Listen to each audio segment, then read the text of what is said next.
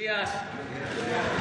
Ánimo. Bueno, pues hoy vamos a informar sobre la reforma electoral. No sé si está el compañero que tenía razón en lo que planteó ayer. Se hicieron cambios a la iniciativa que enviamos y ahora Adán va a explicar en qué consistieron esos cambios y cómo ya los mismos legisladores se han comprometido a quitar esos añadidos, como le llaman en el periodismo, el duende. Sí, el duende que hizo sus travesuras. Pero bueno, se va a corregir.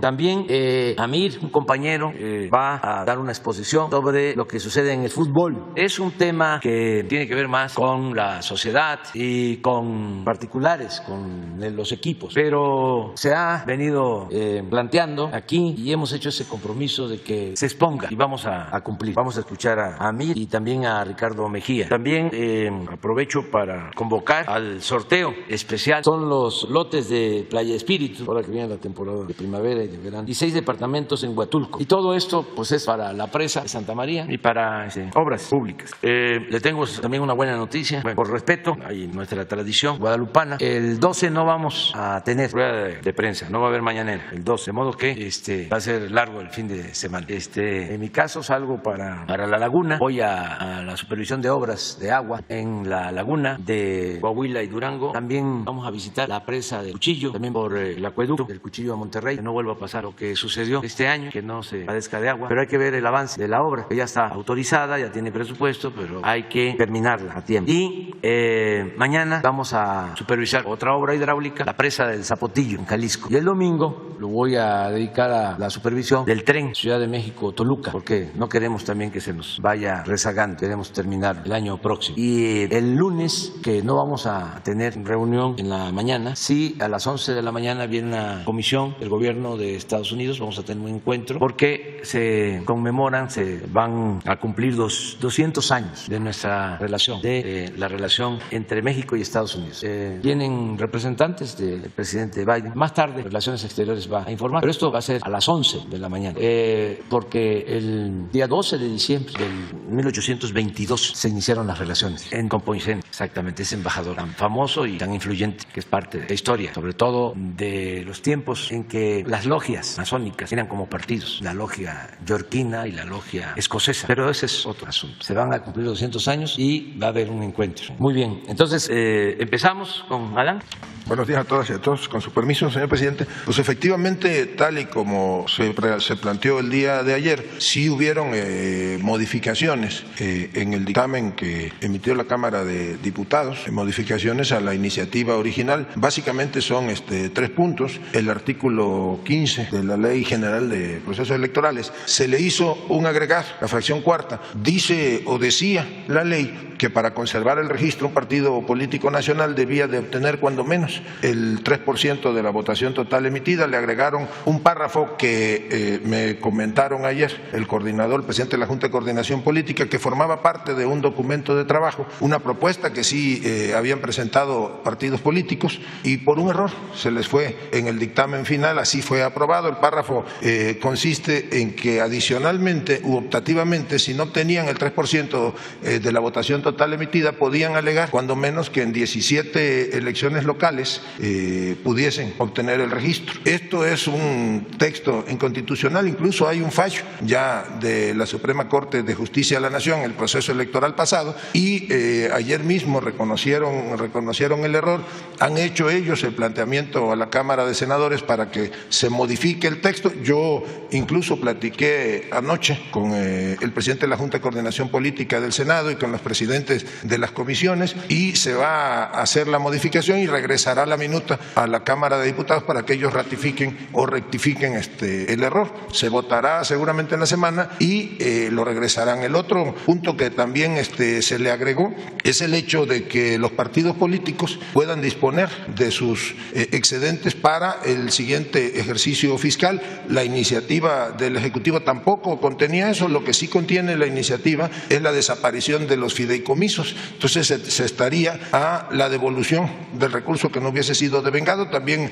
lo comentamos ya con la Cámara de Senadores y son los ajustes que se van a proponer en comisiones el próximo lunes. Las comisiones están citadas para sesionar a las 10 de la mañana y circularían el dictamen, entiendo que martes en la mañana para la primera lectura y tratarían de votarlo martes en la tarde o miércoles en la mañana. Pues básicamente esas son las adecuaciones. Lo otro ya existía, el famoso trasvase de votos, ya existía la figura, no existía en la candidatura común, entonces nada más se está revisando la constitucionalidad de ello. Es probable que se mantenga, pero depende, se hizo una consulta al Tribunal Electoral del Poder Judicial de la Federación, es un asunto de interpretación porque ya existía en los convenios de coalición esta figura. Básicamente sería. Ahora sí, Pues con su permiso, señor presidente. Muy buenos días, señor presidente. Muchas gracias de antemano a todos los presentes por su tiempo, a todos los que nos ven en redes sociales, gracias también. El fútbol en México es un tema de interés nacional. No por nada fuimos el país con la quinta mayor asistencia en el Mundial de Qatar. Este deporte es motivo de reunión y de unión para amigos, para compañeros de trabajo, con nacionales de todo extracto social y creencias políticas. Al mismo tiempo, el fútbol es un gran negocio. Estimaciones señalan que mueve en el país unos 2.800 millones de dólares al año, de los cuales la Federación Mexicana de Fútbol pudiera abarcar cerca de la mitad.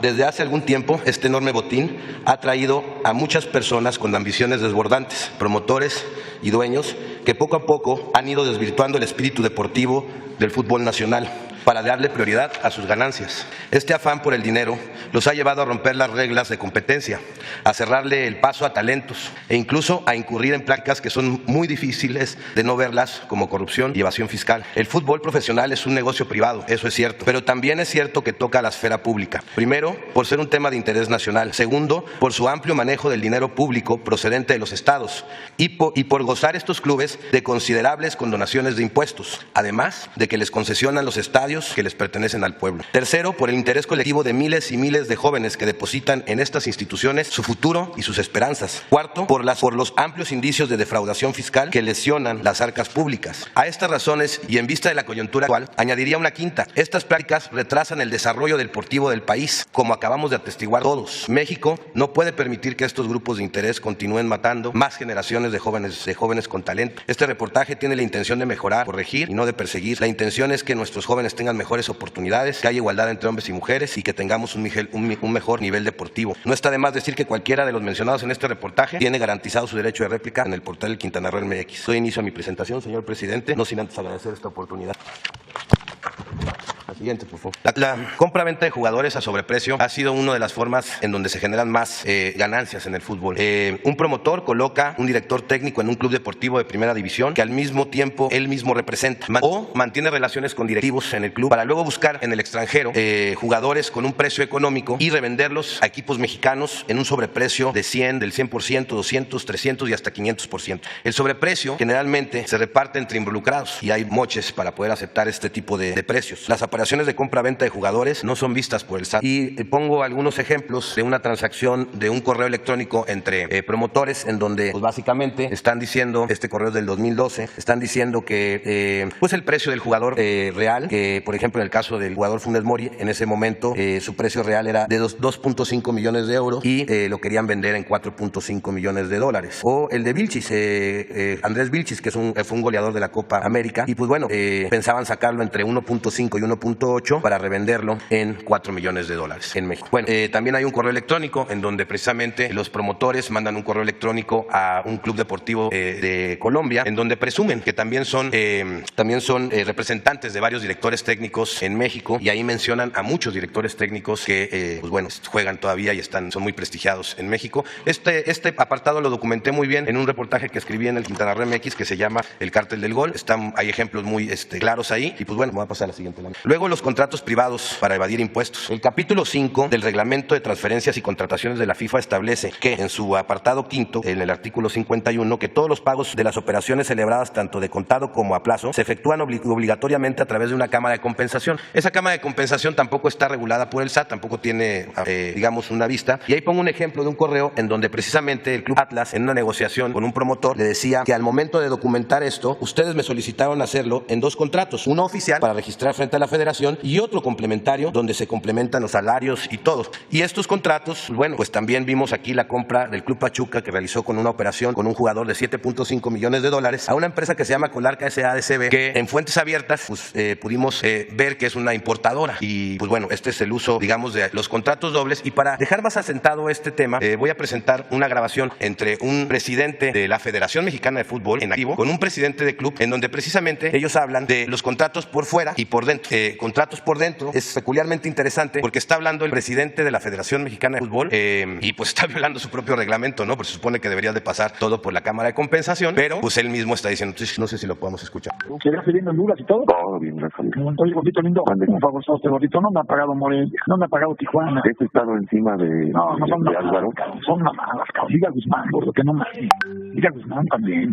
No chingue, gordo, lleva más de 2 meses. Creo que hay una bronca con el de, aunque Bonilla y yo hemos estado sobre eso, pero el de Morelia por afuera. Sí. ¿O ya lo metiste? No, eso es lo que tengo que, por eso te hablaba, también hay que meterlo antes, ¿verdad? De la liguilla y todo este pedo. Sí, porque eso sirve, güey, porque hoy, por ejemplo, mañana gana el Morelia y se mete el cabrón. Sí, es que bueno que me dices, ¿qué te mando? La carta y el contrato firmado por ellos, ¿verdad? El convenio. Sí, mándaselo a Enrique, bueno, para que lo meta a controversia y inicies la controversia. Sí, pues, no quiero ese pedo, pero no mames, cabrón. Y también el pinche Jorge ni me contesta, gordo. Ni me contesta, no, está 15 millones de hace 2 meses, gordo. Y ese está por dentro, gordito. No, ese sí está registrado. Veracruz me debe también, gordo. O sea, es que Veracruz anda colgado también. No, gordito, es que sí está cabrón. Ojalá y se metan, como tú dices, para que ahí nos agarramos de los huevos, cabrón. Exactamente. Pero lo que sí me da, o sea, a uno le exige mi gordito puta madre, cabrón. Yo que yo así. Pero volvamos a la verga. No, yo nunca le fallo a nadie. Nunca le fallo a nadie. Por afuera está cabrón. Pero ya ves por dentro también de Tijuana, cabrón. Bueno, pero ahorita solo. Pero este güey, como siempre espera el último día, dijo, no, pero no nada, porque ahorita le habla con. Nunca le fallé, fueron $9 millones que le pagué, todos le he pagado, y este hijo de puta, no mames. Y contrato un técnico, Miguel Herrera, de $1.500.000, ni siquiera Zambuesa que gana, o sea, no mames, o sea, qué cinismo, cabrón, es lo que me imputa, cabrón. Ahorita, perdóname, gordito, que no, yo Enrique le he molestado, pero es que tú tienes más eso. No te preocupes. Y ahorita que ahora que me dijiste, porque tengo que meter el contrato privado a controversia. Además, avísale a Álvaro, ¿no? Peculiarmente es interesante porque hablan de los contratos por fuera y por dentro, y está hablando Decio de María, quien era el presidente de la Federación Mexicana de Fútbol, con un director, con un presidente de club, y bueno, pues complementando la información, después Decio de María le marca precisamente a Jorge y le pide que le pague por favor a Jesús Martínez. También tenemos esa grabación que no la incluí. Entonces, pues voy a pasar a la siguiente, la presunta compra irregular de un club. La franquicia Delfines, quien era el expropietario Amado Ñáñez, el de sonografía, que fue incautada por el SAE, la Federación Mexicana la desbloquea y se la vende en el 2016, o la vende, más bien dicho, en el 2016 la comercializadora e innovadora de Monterrey SADCB, cuyo giro es la instalación de redes y sistemas tecnológicos. Y esta es la que vende la franquicia Club Delfines a una empresa que era propiedad de Alejandro Ilagagorri en $12.800.000 pesos. Se la vende a una empresa que se llama TM Sports Club, SAPI, de CB, propiedad de Alejandro y de la familia San Román. Luego de esta transacción, ellos le cambian el nombre y le ponen la Jaiba Brava de Tampico. Para luego, en la siguiente, por favor. Para luego, desde el gobierno de Cabeza de Vaca, empezar a bajar dinero público del estado de Tamaulipas en las cantidades que le dio, esta información es de Elefante Blanco, donde le dio a Tamaulipas 58 millones de pesos anuales a este club. Lo sacaron desde varias secretarías, ¿no? Sacaron desde la Secretaría de Educación, la Secretaría de Desarrollo Económico, la Secretaría del Bienestar, la del Instituto del Deporte, la Coordinación de Comunicación Social, la Secretaría de Desarrollo Urbano, la Secretaría de Desarrollo Económico, la Secretaría de Bienestar Social, la de Educación y la Secretaría de Seguridad Pública en estas cantidades. El gobierno de Tamaulipas pues, dio esta cantidad de dinero y para la recepción de esos recursos, presuntamente Alejandro Ilagagorri presentó y presuntamente abrió una cuenta bancaria a espaldas de la familia San Román, o así lo confirma la información que tenemos en las manos, y la familia San Román se entera de estos contratos luego de que fueran publicados por el reportaje que se llama Jaiba Brava del periodista Carlos Manuel Suárez del portal Elefante Blanco. Pasaré a otro ejemplo de dinero público en el fútbol, el llamado modelo Pachuca. Murillo Karam le vende a Jesús Martínez el equipo del Pachuca en cerca de $1 millón cuando valía casi 10. Luego otro gobernador, Núñez Soto, le dona 2 terrenos en la hacienda de la Concepción, propiedad del Estado, y parte de la zona plateada, en donde hacen una universidad de fútbol privada, que hay que decir que es carísima, que no es nada fácil estudiar, nada barato estudiar en esa universidad, y hacen un hotel, un centro de convenciones, estacionamientos. El regalito aproximadamente fue de $2,000 millones pertenecientes a los hidalguenses. Luego Osorio Chong también como gobernador de Hidalgo, también da dinero público para hacer lo que se convirtió el Salón de la Fama. Estas son condonaciones de impuestos que se le han hecho a clubes. Felipe Calderón y Enrique Peña Nieto le condonaron 2.620 millones de pesos de impuestos a 12 clubes entre 2007 y 2018. Tenemos que al Cruz Azul le condonaron cerca de los 330 millones, al Toluca 28, al Atlante 61, al Guadalajara 9, al Templo Mayor de Chivas 4, a la Promotora Deportiva Guadalajara 468 millones, al Club Atlas 348, a Pumas 14, a Pachuca 7, a Impulsora Fútbol de Aguascalientes 7, al Veracruz 253 millones y al Club Monterrey 1.084 millones. Sí quiero decir que esta no es toda la información, hay más condonaciones, pero no pudimos accesar a esta información. De hecho, esta información fue relevante porque se tuvo que entablar un juicio para poder que se hiciera pública. Y bueno, luego viene pues la violación al artículo 4 de nuestra Constitución, que habla de la mujer y el hombre son iguales ante la ley. Esta protegerá la organización y el desarrollo de la familia. También el mismo artículo habla que toda persona tiene derecho a la cultura física y a la práctica del deporte. Sin embargo, las jugadoras profesionales de fútbol en México pues no tienen los mismos oportunidades de salario que tiene un varón. Y esto, pues las mujeres ganan entre 6,000 y 60,000 pesos, mientras un hombre puede ganar desde 100,000 hasta 5 millones de pesos mensuales. Cuando investigué sobre este tema me decían es que no es negocio el tema del fútbol femenil o no llenan los estadios. Pero también hay que decirles que pues tampoco hacen la misma publicidad, que tampoco hacen la misma mercadotecnia, que tampoco impulsan al fútbol profesional femenil como impulsan el varonil. Y esto es una desigualdad que hay en el fútbol entre los hombres y las mujeres. Ahí puse 2 contratos que tienen ejemplos de salarios de una mujer y un hombre. La siguiente lámina, por favor. Aquí pongo actos inmorales antideportivos que se dan en el fútbol. Por ejemplo, el cobro a padres de familia para que sus hijos debuten o tengan más minutos de juego. Tenemos documentados más de 50 casos de padres de familias quienes por miedo de represalias contra ellos o sus hijos pues han pedido anonimatos en donde les piden dinero precisamente para debutar a sus hijos, para poder debutar, hacerlos jugar. Como ejemplo tenemos el caso de Jesús, quien señala al profesor Gonzalo Román Bolaños de haberle pedido 400,000 pesos en concepto de patrocinio para debutar a su hijo en el Alebrijes de Oaxaca. También en este caso hay otro que ya tiene una denuncia penal contra otro promotor que le cobró otro dinero para poderlo debutar en otros clubes. Después venimos con la preferencia de lo económico y no por lo deportivo. El afán de priorizar los beneficios económicos para los dueños de los clubes, estos toman la decisión de eliminar el ascenso y el descenso, lo que ha perjudicado el nivel de competitividad en la Liga MX. Y pues bueno, lo hacen para que sus clubes no bajen, y porque cuando baja un club a la Liga de Expansión, pues baja considerablemente el precio de la franquicia y las ganancias que tienen de ellos.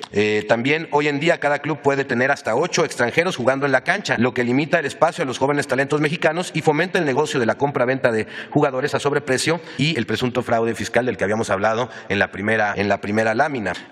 Antes no era así, antes había nada más 5. Y la multipropiedad, que está prohibida por la FIFA, la cual ha aumentado en los últimos años en México y que causa un grave conflicto de intereses en el fútbol mexicano. Siguiente. Esta me trajo mucha la atención porque la mayoría de los ciudadanos creemos que los Pumas son de la Universidad Autónoma de México, pero no, en realidad son del Club Universidad Nacional AC, una asociación civil con una personalidad jurídica propia, ajena a la universidad, a la cual están integrados empresarios, periodistas, políticos, exfuncionarios de la universidad y funcionarios activos que necesitan tener en esa asociación. Y pues uno de los que es dueño aparece como socios en la parte de los Pumas, pues imagínense, es Ciro Murayama Rendón, consejero del INE, Jorge Espinosa de los Monteros, quien es promotor y vende jugadores también. De hecho, a él se le achaca, ahorita a él se le da que hayan contratado a Dani Alves ahí en los Pumas, o sea, un grave conflicto de intereses, ha vendido muchos jugadores en México, es perteneciente al reportaje que escribí del Cártel del Gol como uno de los operadores, promotores con más transacciones que lo hacen a través de prestanombres, y esto es importante. Llegar a ellos es muy complicado porque usan a otro para llegar a esa transacción. También están Alejandro Medina Mora, exnieto del abogado,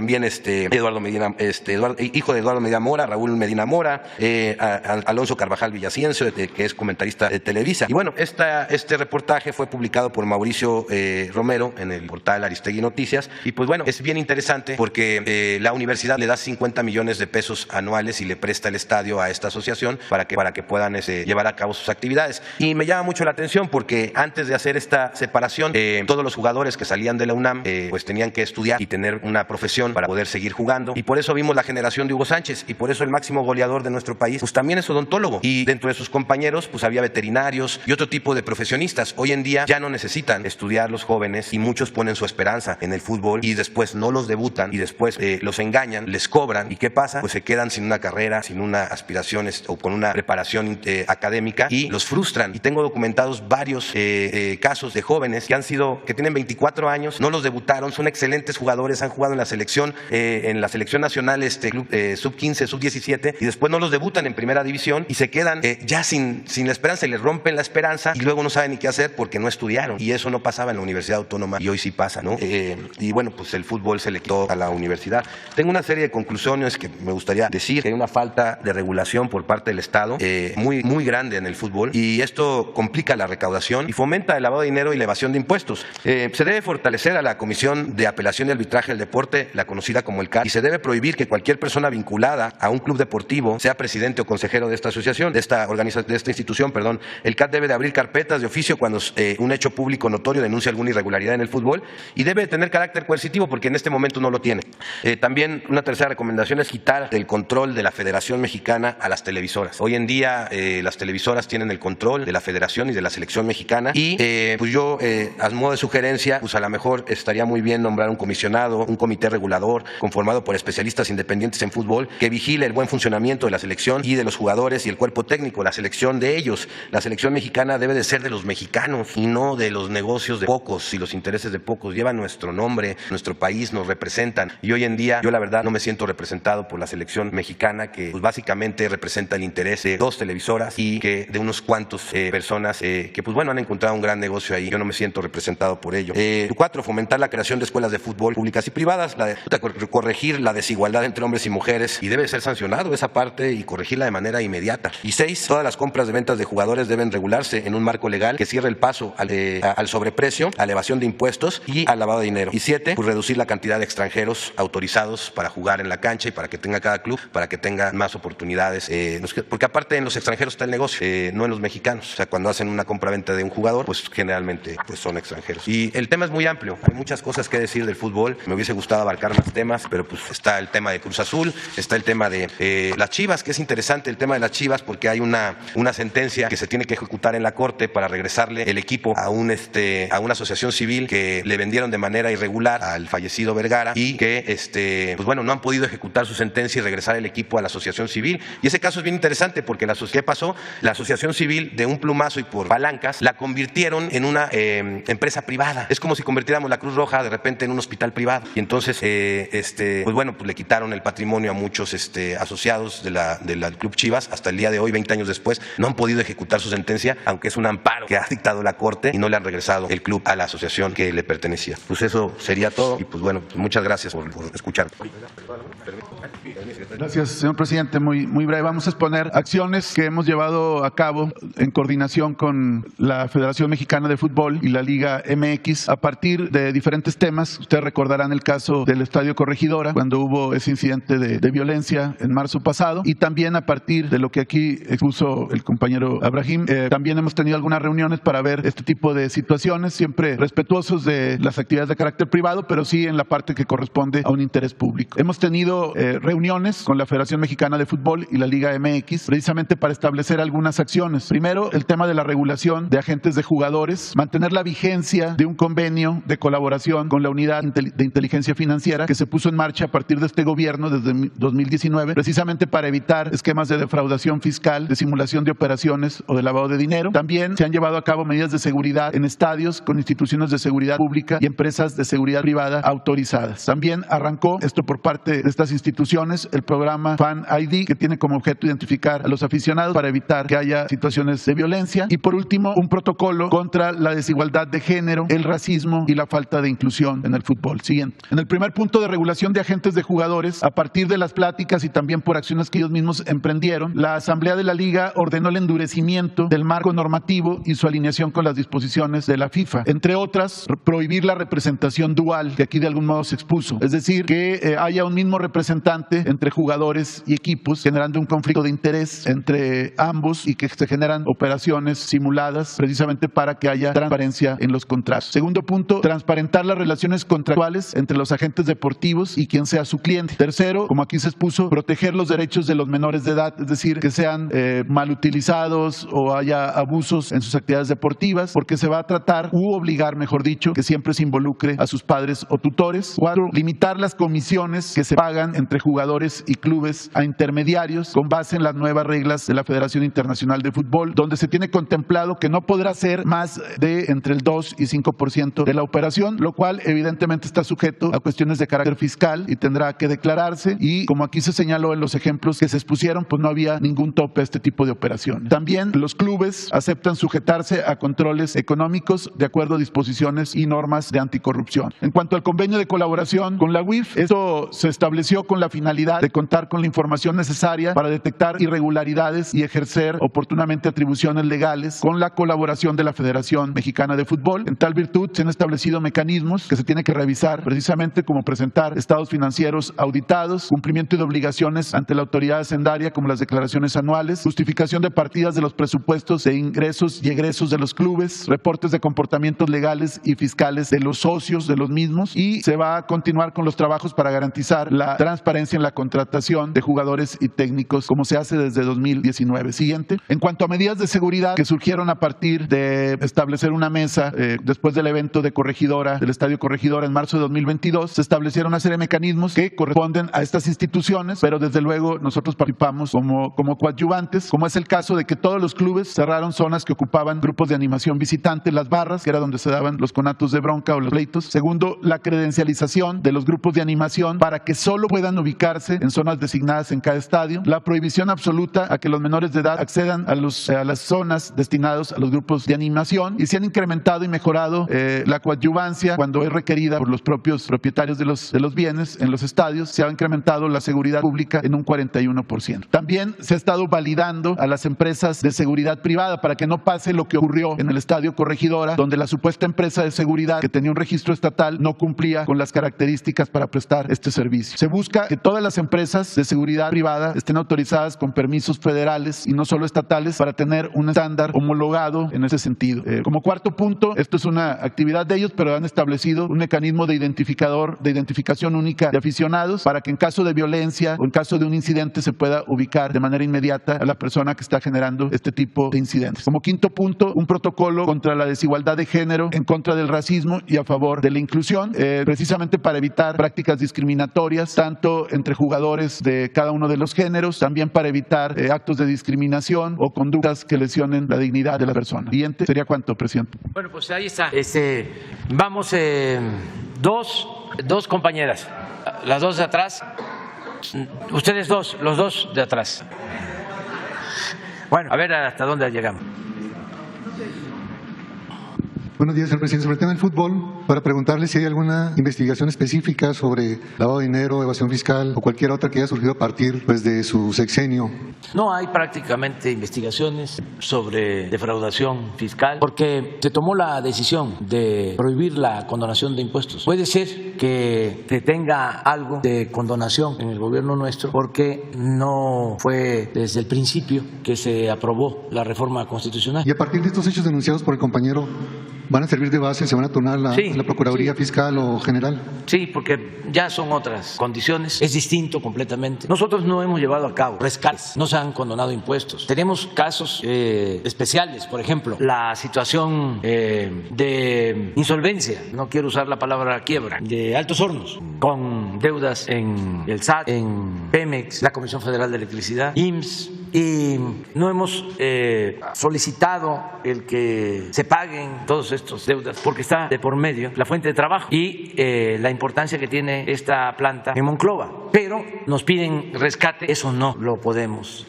hacer. Lo que nosotros estamos recomendando pues es que entren nuevos socios, que inviertan y que no se arruine esa empresa.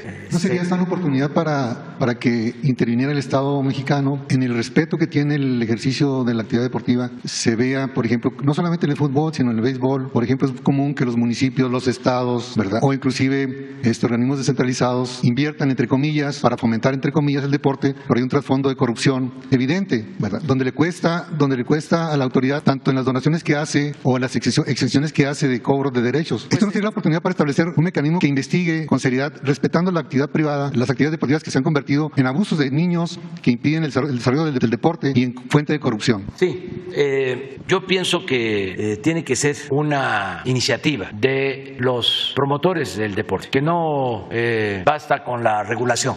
Así como hablamos de la prensa, que la prensa se regula con la prensa, es las mismas organizaciones deportivas independientes las que tienen que ir mejorando sus procedimientos, su actuación, y en el caso de los gobiernos, pues que se cuiden los bienes del pueblo. Por ejemplo, no se puede dar un subsidio de 1,000 millones de pesos en impuestos. Eso es un exceso. En general, no debe de haber condonación de impuestos cuando se trata de negocios particulares. Y ya eso está resuelto, porque de acuerdo a la Constitución está prohibido condonar impuestos. Lo otro, pues sí, es fomento del deporte, pero siempre que haya transparencia, que no se convierta en lucro, en beneficio de unos cuantos, y que se piense en la gente, en este caso en los aficionados. Es excepcional la afición que hay en México por el fútbol. ¿Y por el béisbol? Y por el béisbol, antes más, porque también se promovió más el fútbol. Yo recuerdo que durante mucho tiempo los noticieros de televisión decían: ahora nos vamos a la sección deportiva, y era puro fútbol. Béisbol, nada. Básquet, nada. Otro deporte, atletismo, nada. La sección deportiva era el fútbol. Ahora ya hay más pluralidad, más equilibrio. Entonces, pues es mucha afición para tan poco profesionalismo en el fútbol. Mucha afición. Es como cuando se dice: es mucho pueblo para tan poco gobierno. Y también mucha corrupción en todos los niveles del fútbol y el deporte. Sí, pero hasta los municipios por eso, pequeños. Se abrió espacio a mí, que les representa a ustedes y que representa a mucha gente, a muchos periodistas y ciudadanos. Y pues vamos a que también esta tribuna pues la puedan usar quienes tengan algo que decir, quienes tengan algo que aportar en beneficio de todos. Y el ventilar las cosas ayuda mucho, porque está muy difícil que se produzca una autocrítica. Sí la hay, ¿no? Pero en los medios convencionales de información sobre estos temas es muy difícil. En cambio, pues esta es una tribuna abierta y aquí se puede dar cualquier opinión sin que sea una verdad absoluta o una sentencia. Todo es relativo y siempre debe de haber pluralidad y distintas maneras de pensar. Entonces, muy bien lo de Amir, es un extraordinario periodista, es una gente preparada, pues está bien documentado, y como él mismo lo planteó, si hay réplica, pues ya aquí no, en su portal, y aquí hay libertad, pero digo, si nos enfrascamos en una controversia o en una polémica sobre este tema, pues se van a despertar muchas pasiones. Y en otro tema, señor presidente, ya de por sí tenemos algunos asuntitos. En otro tema, señor presidente, trascendió que México y Canadá ganaron el panel que se abrió dentro del contexto del Tratado de Libre Comercio de Estados Unidos en la controversia sobre partes originarias del sector automotriz. La sentencia preliminar ya está, es firme, sin embargo, anunció el subsecretario de Comercio Exterior que no se ha publicado. La pregunta es, ¿tiene interés México en negociar algo antes de que se publique para que sea oficial? Sí, se está viendo el que lleguen acuerdos. Acaba de regresar la secretaria de Economía de un viaje a Estados Unidos, se entrevistó con la secretaria de Comercio, trataron estos temas. Le voy a pedir a Raquel Buenrostro que informe sobre cómo va esta situación de consultas que se han presentado por parte de Canadá, de Estados Unidos, de México, y qué posibilidades hay de llegar a acuerdos. Tenemos, por ejemplo, pendiente la cuestión energética, en especial lo eléctrico, que ellos están planteando. El maíz, la vaquita también. Y tenemos lo de el maíz transgénico, que nosotros no vamos a permitir que se use o se consuma por personas, por seres humanos. No aceptamos eso. Ya hablamos con el secretario de Agricultura. Esa es una postura ya bien definida de parte nuestra. Sí, importar maíz amarillo, pero de forraje, para forraje, no para consumo humano. Entonces, son temas que tenemos. Desde luego, hay mecanismos en el tratado para ir resolviendo todos estos asuntos. No afecta en nada la relación. ¿Mande? Para la alta fructosa que utilice el maíz amarillo, se seguiría usando. Todo lo que Sí, lo que tiene que ver con alimentos, no. De manera directa, para forraje, sí. Y se está autorizando temporalmente también. ¿Hay la posibilidad de que primero 1 año y ahora ya se amplió a 2 años la importación de maíz amarillo para forraje? Y lo que estamos proponiendo es que la Agencia de Salud de Estados Unidos y la COFEPRIS de México lleven a cabo una investigación sobre posibles daños a la salud. ¿hay posibilidad de que se realice esta investigación? De que se vea si ese maíz afecta a la salud y tanto Estados Unidos como México aceptemos el dictamen. ¿Estados Unidos tiene disposición de que se realice esta investigación? Se está viendo, va a haber una reunión creo que el día 16 con este propósito en Estados Unidos. Aceptaron en comercio, aceptaron en economía, falta que acepte agricultura en Estados Unidos. Pero esto es lo mejor, porque ya vamos a tener pues un dictamen, vamos a tener certidumbre. Y esto es bueno para los consumidores mexicanos y también para los consumidores estadounidenses. ¿Y entonces con esto se resolvería la controversia sobre el maíz? ¿Mande? ¿Con esto se resolvería la controversia sobre el maíz? Eso es lo que estamos proponiendo. Dependiendo del dictamen que... Nosotros. O sea, la postura es, no se importa maíz amarillo para consumo humano. Tenemos en México autosuficiencia de maíz blanco, de especies nativas. Somos autosuficientes. ¿Y cuánto se importa de maíz? Alrededor de 15 millones de toneladas. ¿Y cuánto se usa para consumo humano? La misma cantidad aproximadamente. Y tenemos autosuficiencia en maíz blanco para el consumo humano, que las tortillas se sigan haciendo con maíz blanco.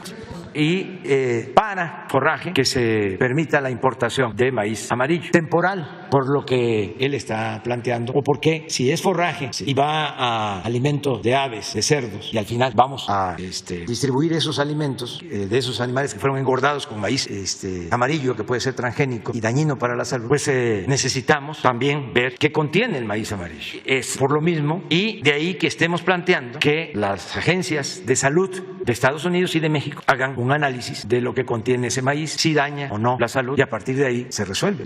Además, hay también de parte de los productores de Estados Unidos y del gobierno de Estados Unidos la disposición de que puedan ellos sembrar maíz de México, de semillas criollas, de acuerdo a lo que consume nuestra población. Ellos podrían hacerle de todas las variedades de maíz que tenemos, maíces criollos nativos, ellos podrían producir con esas semillas. ¿Y cómo se supliría el maíz amarillo que se utiliza para consumo humano? Si México no tiene capacidad todavía. Sí tenemos capacidad. Pero no somos autosuficientes. Sí, para consumo humano sí. Por ejemplo, para las tortillas, para todo lo que tiene que ver, que se hace con maíz y se consume de manera directa, que pues, son muchísimos alimentos, porque pues el maíz es una planta bendita, que además se da en todos lados, se da en la costa, se da en la sierra, se da en el trópico, se da en el altiplano, y además es originaria de nuestro país. Esa es una controversia que tenemos y que esperemos se resuelva. Finalmente, ¿no se metería en la mesa el triunfo que acaba de obtener México ahora con las reglas de origen del sector automotriz junto con el panel relativo a la energía eléctrica y al maíz, o se manejará por separado? Se maneja por separado, pero son temas de interés para los 3 países y pues constantemente se está en pláticas y se tienen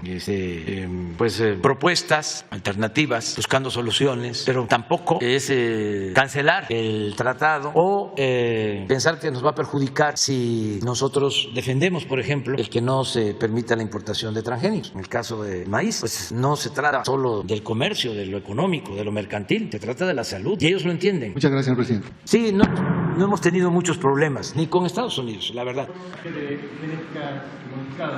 ¿Buscarían el apoyo de Canadá en este asunto? Sí, se busca el apoyo, pero por lo general no hay intervención de otros países cuando es una controversia bilateral, por lo general. En el caso, por ejemplo, del maíz, Canadá no participa. La cuestión eléctrica tampoco, es más Estados Unidos. Y en el caso eléctrico es lo mismo. Nosotros estamos defendiendo pues nuestra soberanía. Nosotros tenemos que proteger a la Comisión Federal de Electricidad porque es proteger a los consumidores nacionales. Hay diferencias que tenemos que ir resolviendo. Yo le dije al secretario de Agricultura, mire, nosotros queremos mantener siempre una política de buena vecindad. Consideramos que no nos conviene pelearnos. Además, el presidente Biden ha actuado con mucho respeto. Cuando, no sé si se acuerdan, plantearon lo de la consulta eléctrica, yo le envié una carta a él porque no consideré correcto el procedimiento, como diría el general Cárdenas, el modito que declararon allá de que iban a cambiarnos la legislación. Entonces le mandé una carta y él me contestó en muy buenos términos, hay muy buena relación. Bueno, le decía yo al secretario de Agricultura, mire, es tan buena la relación entre nosotros y queremos que sea tan buena que hasta para pelearnos nos vamos a poner de acuerdo. O sea, no quiere decir que no van a haber diferencias, pero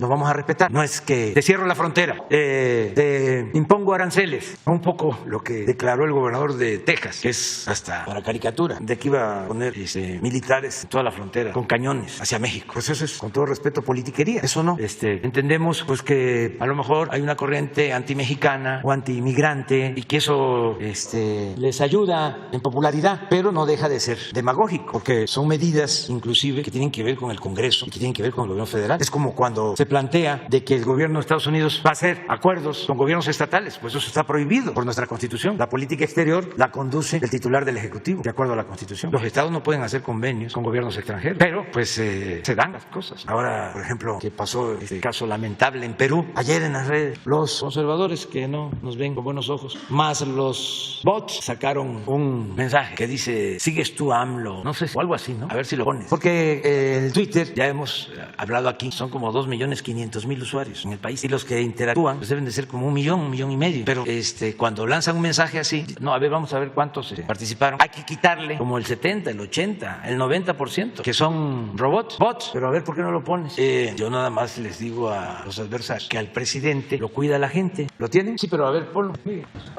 Tendencia, sí. Ah, aquí está. Sigues tú, AMLO. Uy, qué miedo. Miren cómo estoy temblando. Diría mi paisano Chicoche. Pero, a ver, pero son 56,000. ¿Cuántos bots? Además, qué incongruencia. Porque se reformó la Constitución para establecer la revocación del mandato. Se les planteó, vamos a participar y que la gente decida, ¿quieres que siga el presidente o que renuncie?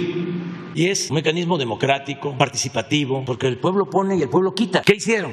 No participar. Llamaron a no votar. Viene ahora otra oportunidad, porque en el 24 pues va a ser también como un referéndum, una consulta. No solo se va a elegir al próximo presidente, mujer o hombre o mujer, a los diputados, a los senadores, sino también se va a decidir por proyectos de nación, distintos, contrapuestos. Entonces, la gente va a poder decir, quiero que continúe la transformación. No quiero que continúe la transformación, quiero que regrese lo que había. Quiero que regrese el régimen de corrupción, de injusticias, de privilegios. Quiero que nos sigan saqueando porque nos gusta el masoquismo. También que no coman ansia, ya viene esa consulta. No participaron en la intermedia, en la consulta de revocación, pero ya van a tener su oportunidad. Bueno, vamos adelante. Buenos días, señor presidente. César, Noticias 104.5 en frecuencia modulada. Existía un decreto presidencial a cargo de Manuel Ávila Camacho para deportes y espectáculos, donde había un límite de personas no nacidas en México. En el fútbol se respetaba al máximo, es decir, en los 80 los equipos de fútbol tenían máximo 3 jugadores en el campo de juego, luego aumentó a 4 y luego a 5. Cuando aumenta a 5, en la capital de la República se respetaba ese decreto, es decir, los equipos de fútbol tenían que utilizar únicamente 4 extranjeros en el campo de fútbol y en el interior 5. Ya después, pues no se respetó ese acuerdo, aumentó a 6, 7, 8, 9 y bajó a 8. Hoy en la cancha hay 8 jugadores, puede haber no nacidos en México y los demás mexicanos, son muy pocos. Imagínese usted los niños que van a una escuelita de fútbol, que se hacen jóvenes, que están en fuerzas básicas, con qué ilusión van a aspirar a llegar a primera división. Esto pesa también en el tema de la selección mexicana de fútbol, de dónde va a agarrar el técnico a jugadores mexicanos cuando la mayoría son extranjeros. Dado que había ese decreto, ¿se podría hacer algo en un futuro en diálogo con los dueños de los equipos de fútbol para que haya menos extranjeros como ocurrió en los 80, 3 o máximo 5? Es muy bueno tu planteamiento y se les puede sugerir a los de la Federación de Fútbol. Porque era decreto tal cual. Sí, pero para no imponer nada, sino convencer, persuadir. Es muy bueno lo que planteas, que todos los clubes de fútbol tengan sus escuelas, por ejemplo, que haya escuelas y que se establezca un número de futbolistas profesionales extranjeros, un límite. Esto ayudaría muchísimo porque se le da oportunidad más a los mexicanos. Además, hay en México para todos los deportes mucho potencial. Hay madera. Por ejemplo, deben de haber ahora como unos 15, 20 beisbolistas mexicanos y buenos en grandes ligas. Julio Urias, por ejemplo, el mejor pitcher, uno de los mejores pitchers del Dodger y de grandes ligas. Y lo mismo en el fútbol y lo mismo en todos los deportes. Entonces, es cosa de que se tengan las escuelas, que se promuevan la creación de muchas escuelas. Incluso nosotros hasta ayudamos en eso. Nosotros tenemos ya escuelas de béisbol. Están funcionando escuelas de béisbol en Campeche, en Veracruz, en Texcoco, en Obregón, en Hermosillo. Y están los jóvenes estudiando una carrera que tiene que ver con el deporte, como maestros de educación física. Van a terminar su carrera, pero al mismo tiempo están entrenando béisbol. Si son prospectos, si dan el ancho, pues ya se desarrollan en el béisbol. Si no alcanzan a tener nivel terminan su carrera deportiva, tienen una opción y se les va a garantizar que tengan una plaza como maestros de educación física. Entonces, algo parecido podría hacerse en el caso del fútbol, pero tiene que ser con el acuerdo de la federación. Y yo pienso que podrían los dueños de los clubes llevar a cabo este plan, porque la gente quiere eso y lo merece la afición. Entonces, lo que tú estás proponiendo pues es bueno.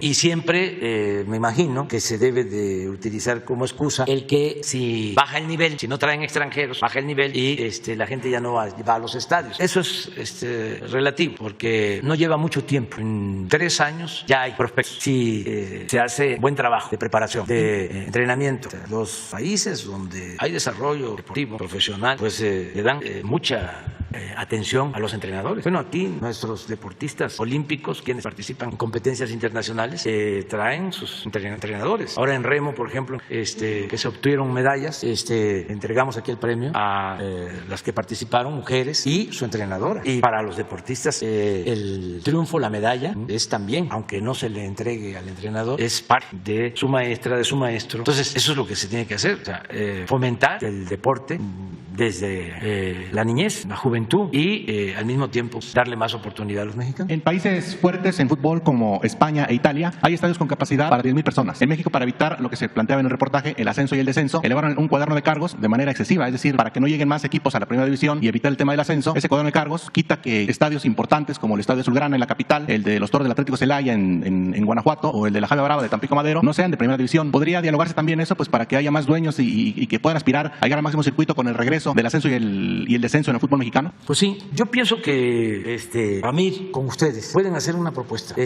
Ahora sí que con opciones que se puedan aplicar y de manera respetuosa, que nosotros se lo encargaríamos a Ricardo y si es necesario yo me reúno con los directivos de la Federación de Fútbol y yo les entrego la propuesta y a lo mejor se llega a un acuerdo, tomando en cuenta lo que ustedes plantean, si les parece. O sea, también acuérdense que una cosa es lo deseable y otra cosa es lo posible, ¿sí? O sea, sí tiene que ser buscar lo mejor, lo deseable, pero ¿qué podemos lograr? O cómo irlo haciendo por etapas. Y hacemos la presentación de la propuesta. Si y para culminar, muchas gracias.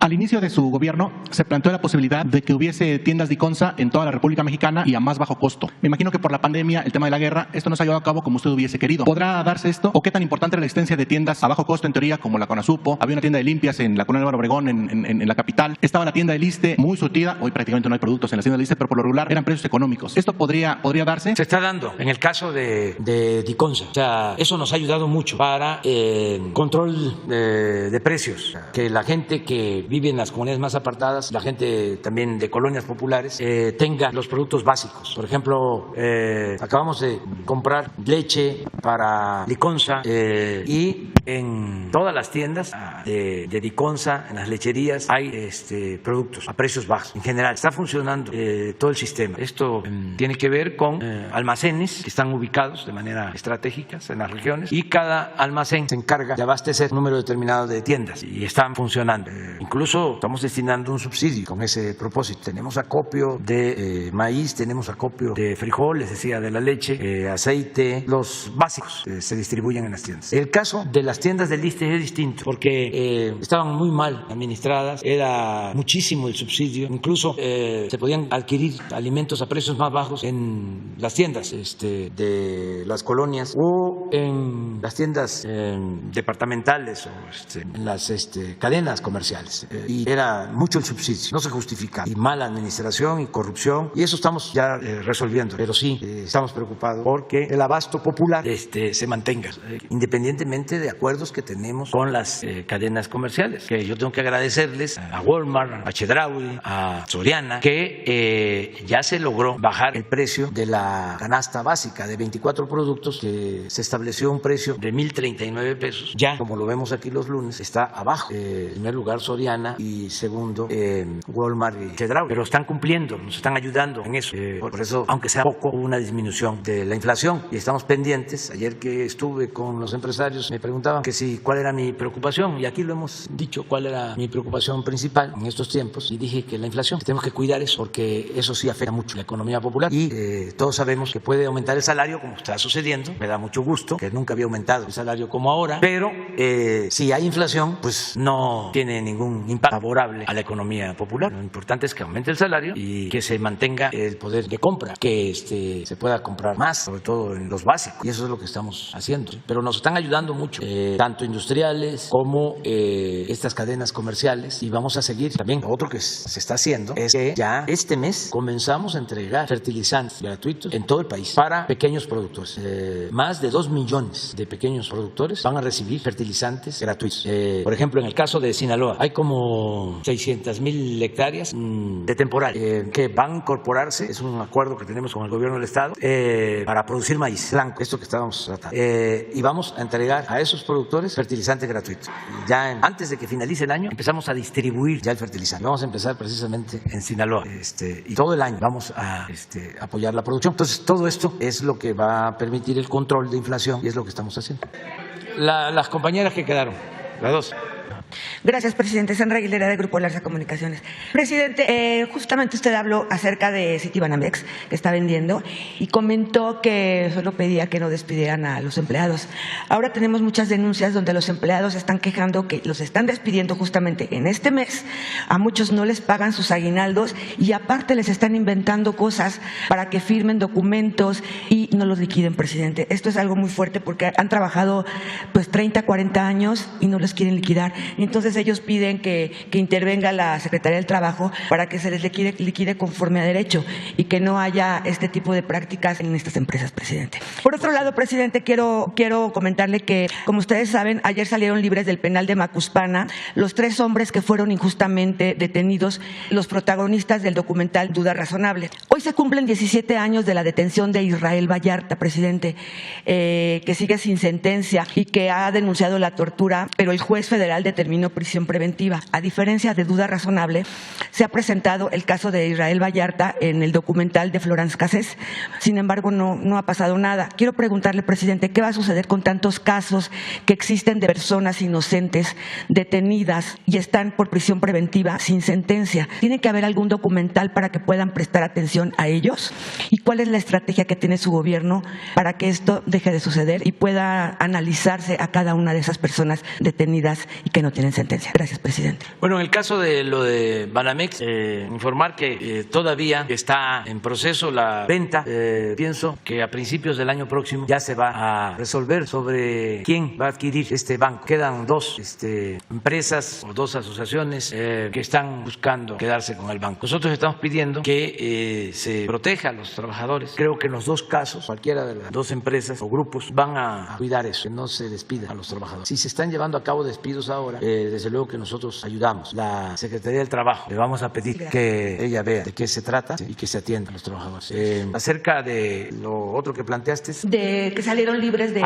Sí, mire, todo el tiempo estamos sobre esto. En el próximo informe de seguridad le vamos a pedir a la secretaria Rosa Isela que informe, porque estuvimos pendientes de la audiencia donde se iba a resolver lo de Vallarta y no le dio la libertad ni el juez ni la fiscalía. Y vamos a seguir nosotros insistiendo. Estamos incluso por revisar la ley de amnistía con el propósito de que se pueda resolver sin tanta tardanza. Y celebro lo de ayer porque fue una muy buena decisión del Poder Judicial, en especial de la Suprema Corte. Hubo unanimidad de los ministros y fue un hecho de justicia muy importante. Y como tú dices, no debe de estar de por medio documental. Sí. Y no está de por medio ningún documental. Nosotros estamos haciendo esto desde el principio. Lo que pasa es que lleva tiempo. Se ha avanzado. Ahora Rosa Isela les va a informar de cuántos se han liberado. Muchos, mujeres, hombres, ancianos, indígenas, enfermos, gente sin sentencia, gente que fue torturada. Y este caso lo estamos atendiendo de manera especial, pero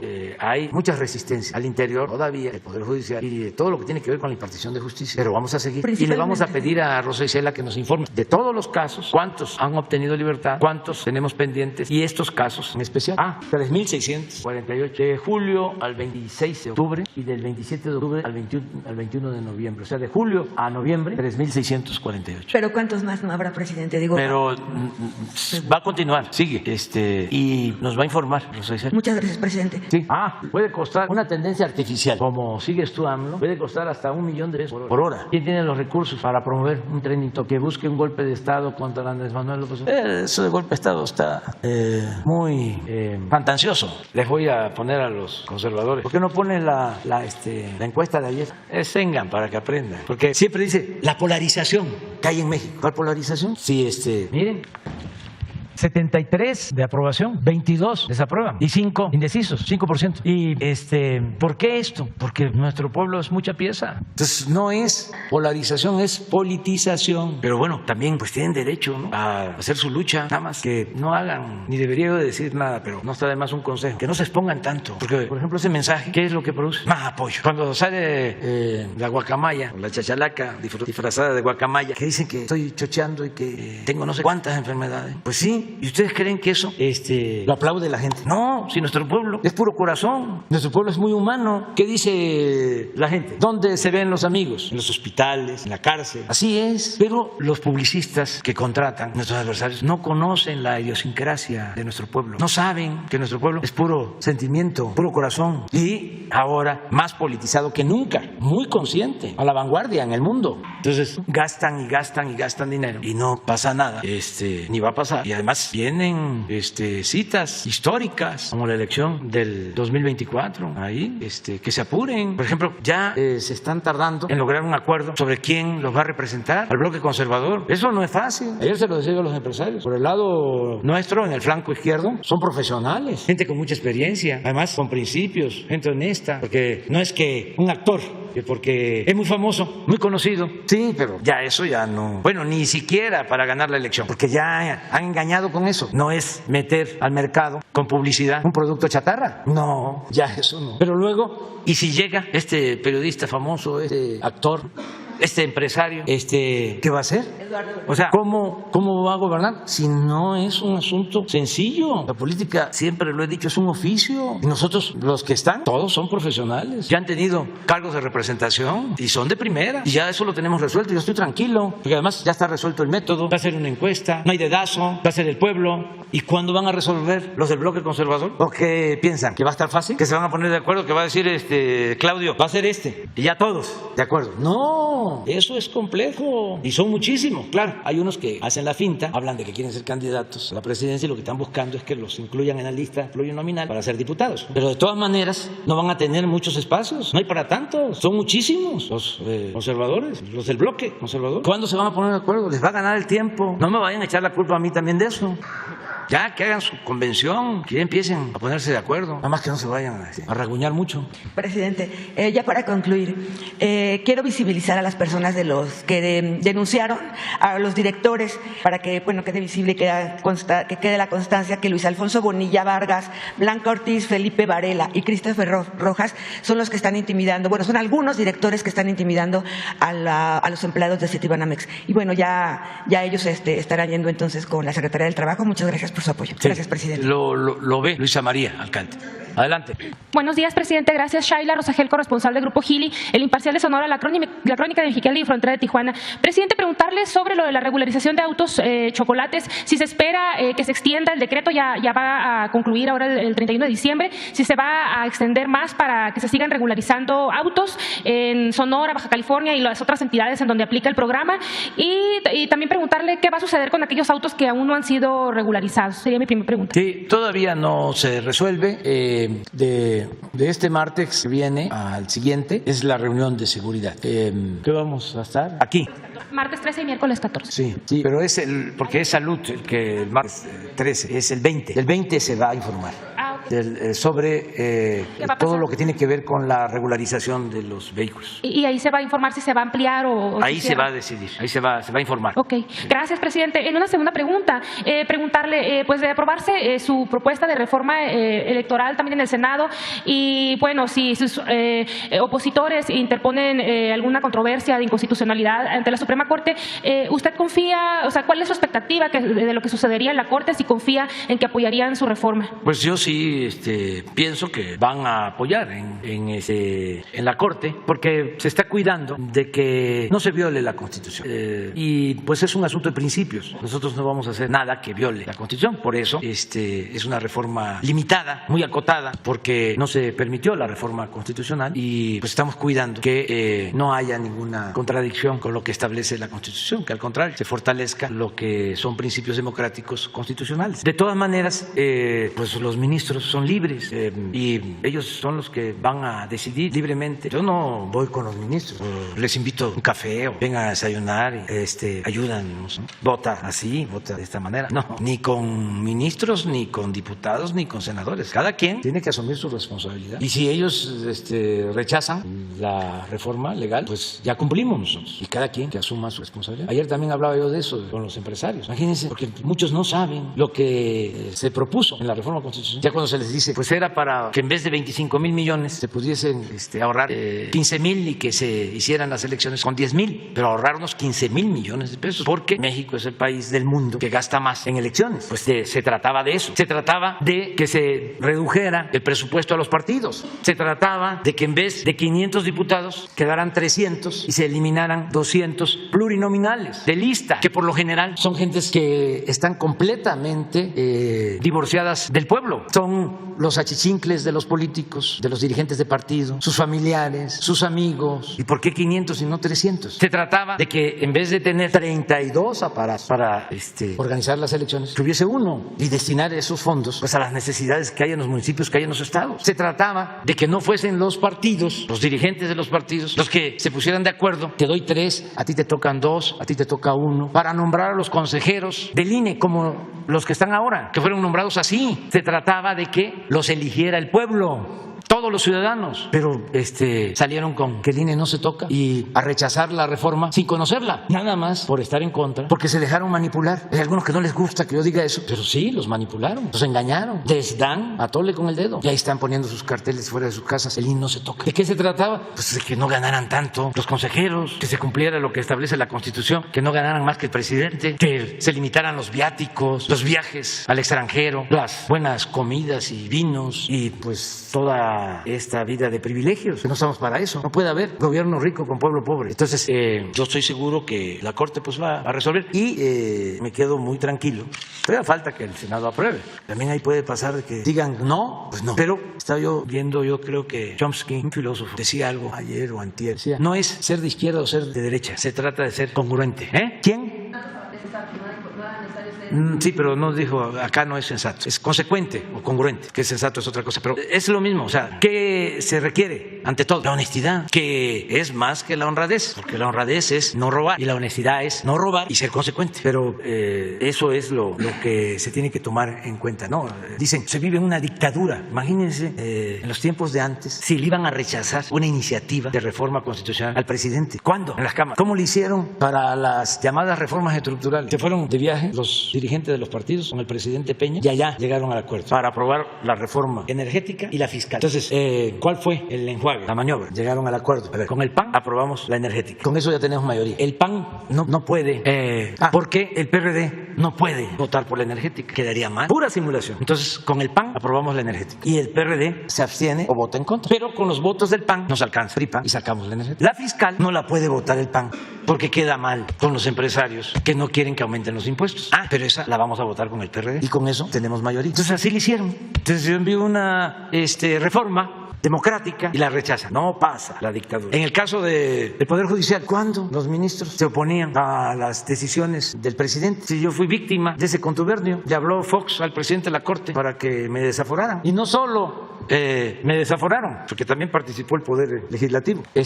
sino que salieron los ministros y publicaron un desplegado en mi contra. O sea, sin cuidar las formas. Y en el Congreso, lo mismo. Se pusieron de acuerdo para desaforarme. Era Manlio Fabio, el presidente del Congreso. Su segundo era Chaufet. Entonces se ponen de acuerdo, como siempre, y claro que votaron para desaforarme. Pero el pueblo, que es mucha pieza, que no se les olvide eso, sobre todo para los jóvenes, pues me defendió, me sacó adelante. Ya no se atrevieron a encarcelarme y me tuvieron que devolver la jefatura de gobierno, porque hubieron movilizaciones muy grandes. Y cuando dan la instrucción de que marcha atrás, que ahora dice Fox que se arrepiente de haber dado marcha atrás, es que no iba a poder, no iban a poder, porque el pueblo es mucha pieza. Recuerdo que hablé con el general secretario de ese entonces, de Fox, que ya falleció, por cierto, secretario de la Defensa, me contó, que dijo, nosotros no vamos a salir a la calle a reprimir. Saldríamos si nos los pide por escrito. Y ya luego me dice, ni por escrito vamos a salir. Importantísimo. Y dan marcha atrás. Y hay una expresión de Chafet muy peculiar. Dice Chafet, se nos rajó Fox. Se nos rajó Fox. Entonces, estamos viviendo tiempos interesantes y extraordinarios, espectaculares, estelares, porque hay libertad absoluta. Perdón, lo interrumpí. Presidente, ya por último, hace unos días hubo un enfrentamiento en los límites entre Sonora y Baja California que dejó 10 muertos, entre ellos pues un menor de 7 años. Preguntarle cómo va a reforzar la Federación la seguridad en ambos estados.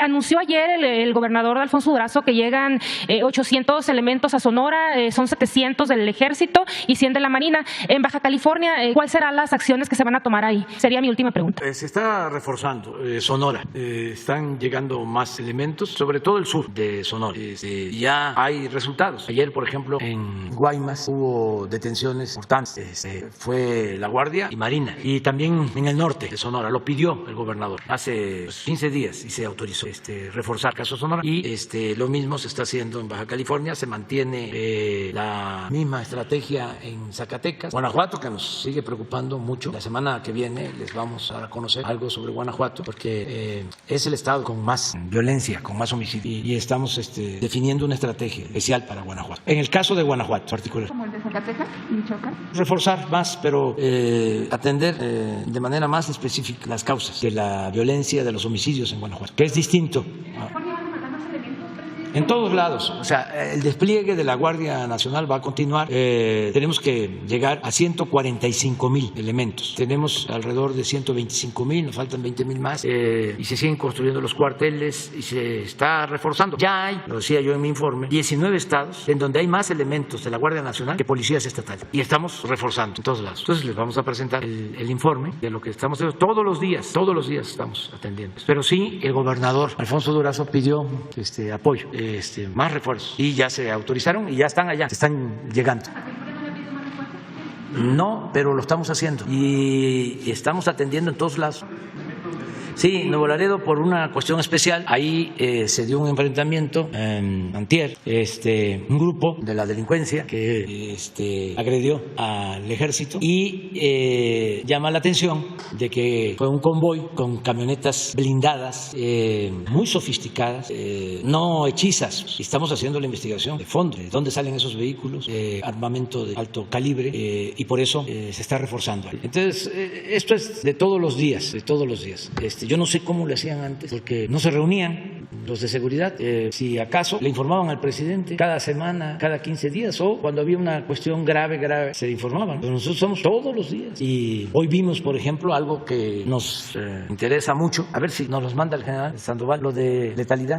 Porque hay enfrentamientos, pero a diferencia de antes, se respeta la vida. Esto lo vimos hoy. Es que esto tiene que ver con derechos humanos. Cómo las Fuerzas Armadas están cumpliendo con el uso adecuado de la fuerza, el no actuar con prepotencia y con ánimo de aniquilar, de masacrar. Esto es Calderón. Esto es muy interesante porque miren los fallecidos en agresiones, más que los heridos y detenidos. ¿Qué pasaba? Que remataban heridos. El índice de letalidad altísimo, más 266. Estas son las agresiones, los enfrentamientos. Estos son heridos y detenidos, sí, y arriba fallecidos. Aquí, ¿no?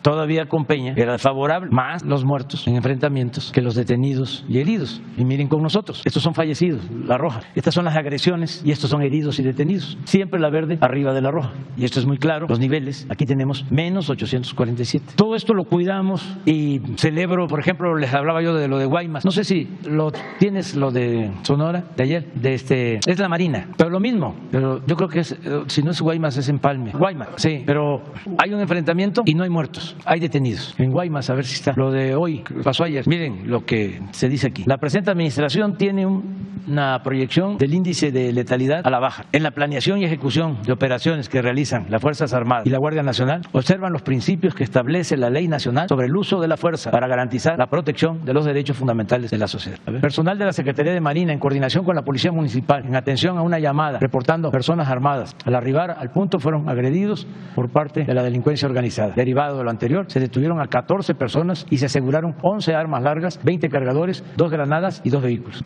Esto es ayer, pero pues ya les he invitado, ¿no?, a las reuniones de seguridad. Ya todos saben cómo es. ¿Sí? Ya tenemos que ir a desayunar. Nos quedamos pendientes ya para el martes. Sin lista. Ya en lo del fútbol ya quedamos de que se van a poner de acuerdo. Aquí está esto, lo plantearon.